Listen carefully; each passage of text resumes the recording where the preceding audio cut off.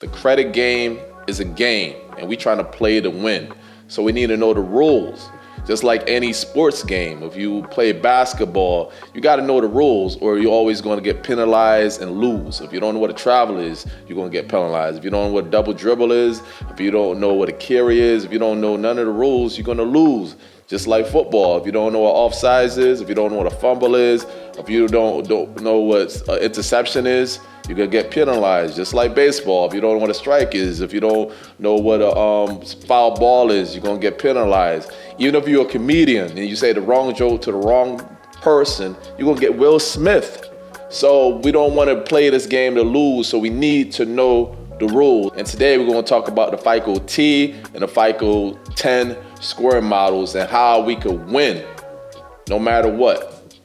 Let's talk about it. The company Fico uses information found on our consumer reports, our credit reports, to calculate our credit scores. These credit scores are looked at by lenders to determine our credit worthiness. So we could get loans, we could get credit cards, we could get lines of credit.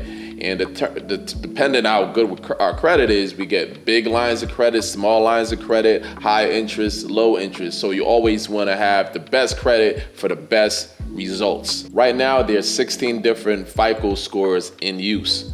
All right, this could be used for mortgages, auto loans, credit cards.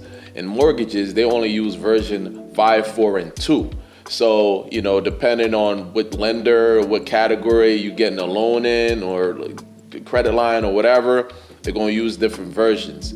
And back in 2014, Fico 9 came out.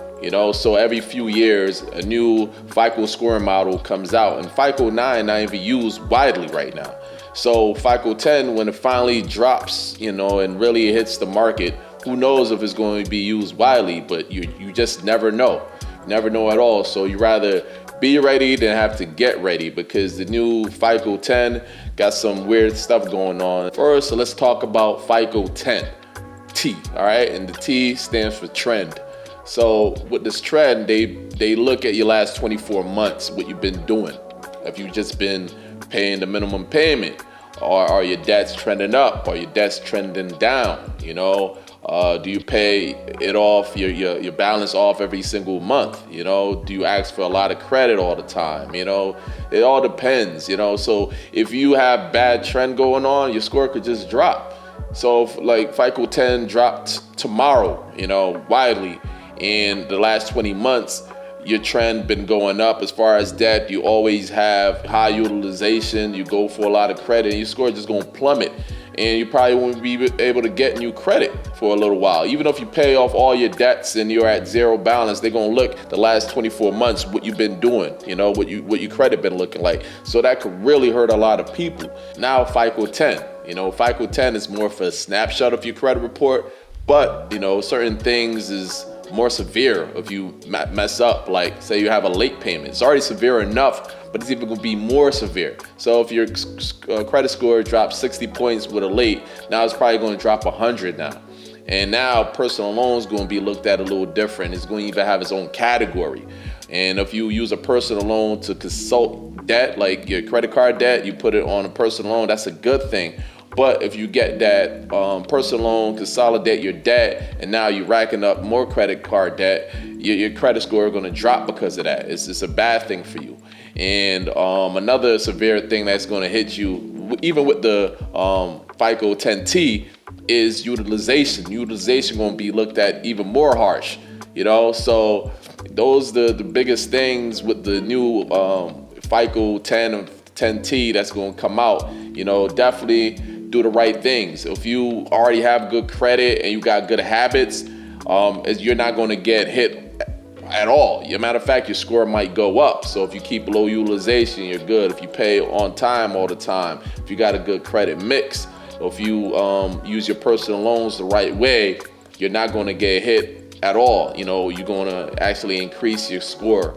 So it might never come, it might never be widely used, but like I said, be ready so you don't have to get ready. And when COVID had hit before, COVID dried up a lot of credit lines. When it first hit, banks were scared. Banks dropped credit lines.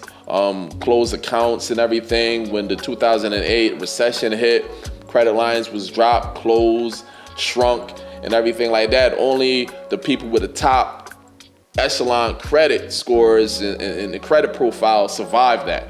So we want to be one of the people that survive, because a lot of people saying that we're going to have a recession by next year. A lot of experts, a lot of people that predicted the last crisis or recession, predicting we're going to have another crisis or recession next year. So hey, if that happens, I don't want my credit lines to dry up. So building good habits will definitely have you winning, and playing by the rules to win.